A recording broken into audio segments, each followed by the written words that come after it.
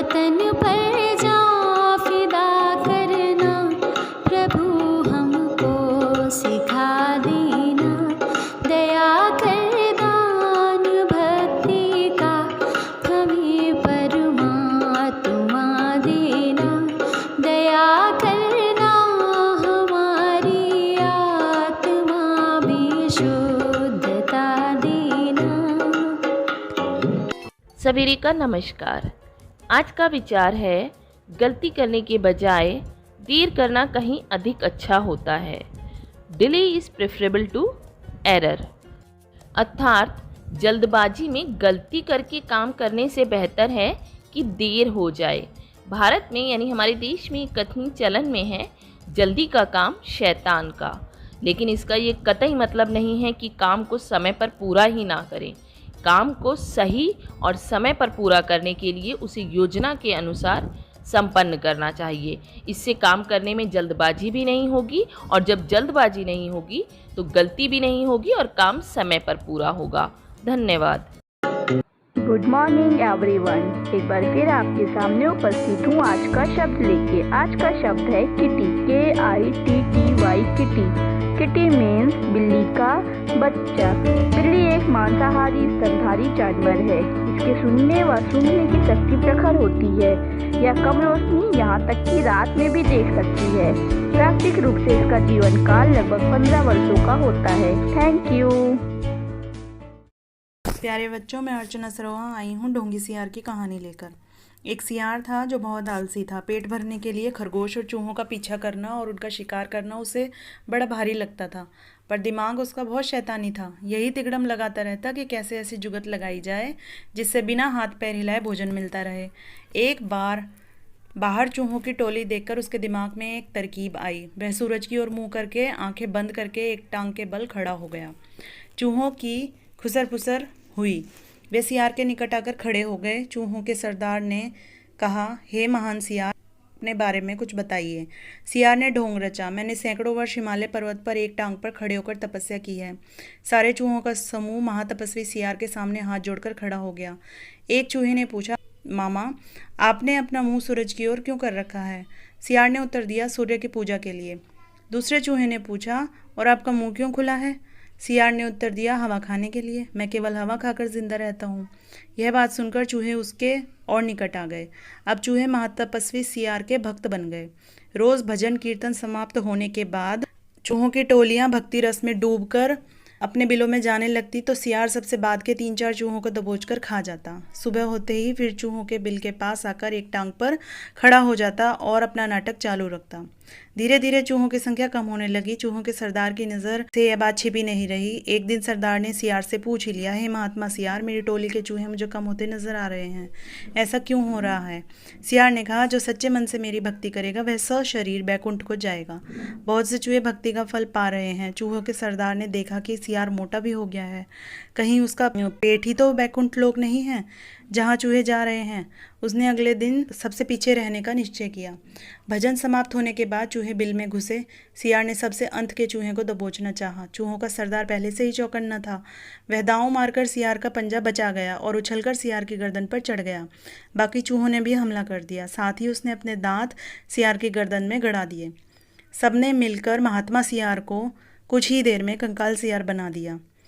बच्चों, इस प्रकार का ढोंग कुछ ही दिन चलता है, फिर ढोंगी को अपनी करनी का फल मिलता ही है। धन्यवाद। सवेरे का नमस्कार। मानव जीवन जल, वायु व मृदा पर आधारित है, और ये तीनों मिलकर जीवन के लिए संपूर्ण पारिस्थितिकी तंत्र का निर्माण करते हैं। सफलता प्राप्त करने के लिए मानव जीवन के आधारभूत तत्वों से खिलवाड़ करने लगा है, जिसके परिणाम स्वरूप पारिस्थितिकी तंत्र में ऐसे तत्वों का प्रवेश हो गया है जो एक दिन मानव जीवन को नष्ट ही कर देंगे। इन्हीं तत्वों में से एक है प्लास्टिक। प्लास्टिक आज हमारे दैनिक उपयोग की वस्तु बन गया है।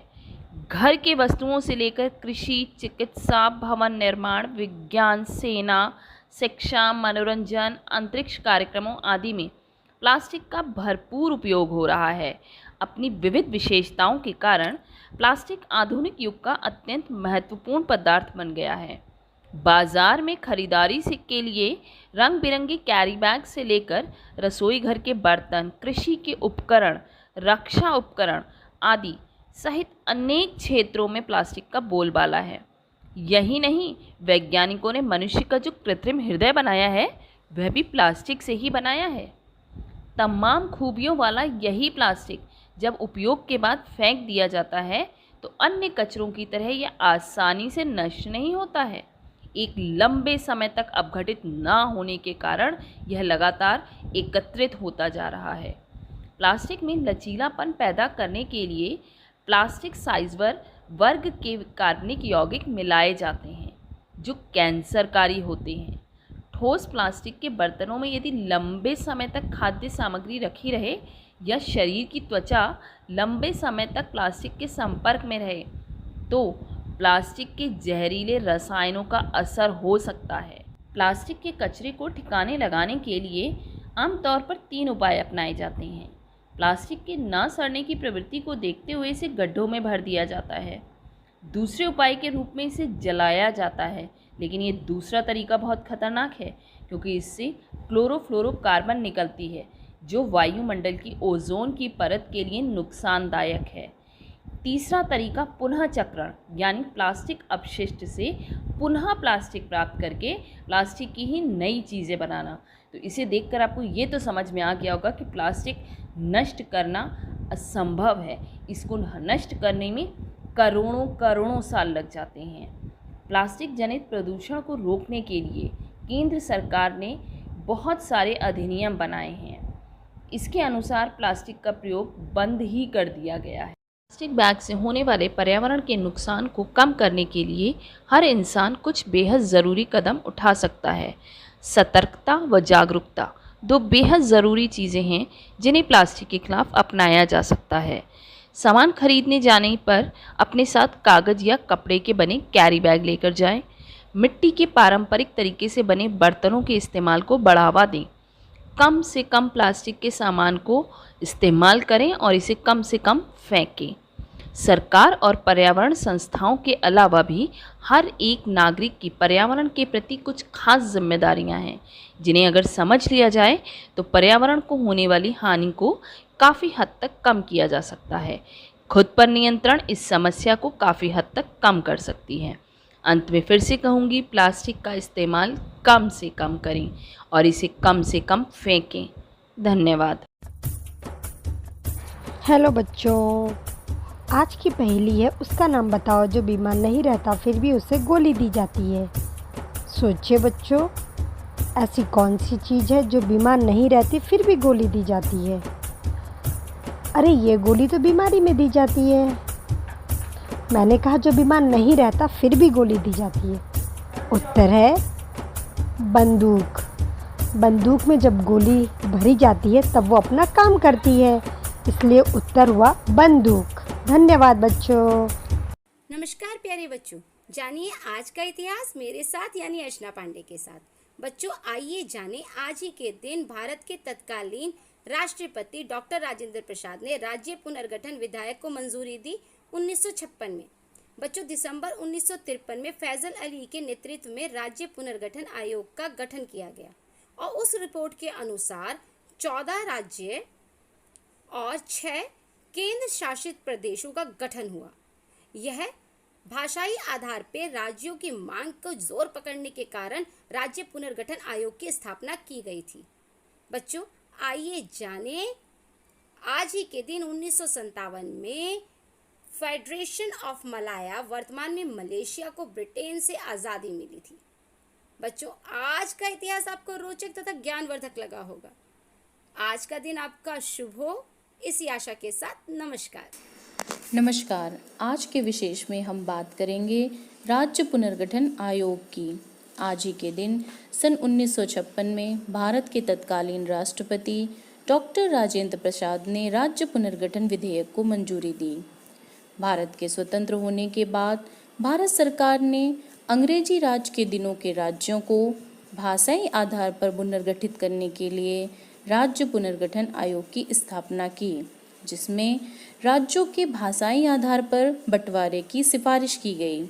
इसके पीछे तर्क यह दिया गया कि स्वतंत्रता आंदोलन में यह बात उठी थी कि जनतंत्र में प्रशासन को आम लोगों की भाषा में काम करना चाहिए ताकि प्रशासन लोगों के नज़दीक आ सके तथा प्रशासनिक कार्य सुचारू रूप से चल सके। राज्यों के पुनर्गठन ने भारत की एकता को कमज़ोर नहीं किया बल्कि संपूर्ण रूप से देखा जाए तो मजबूत ही किया है, परंतु यह विभिन्न राज्यों के मध्य सभी विवादों और समस्याओं का समाधान नहीं कर पाया।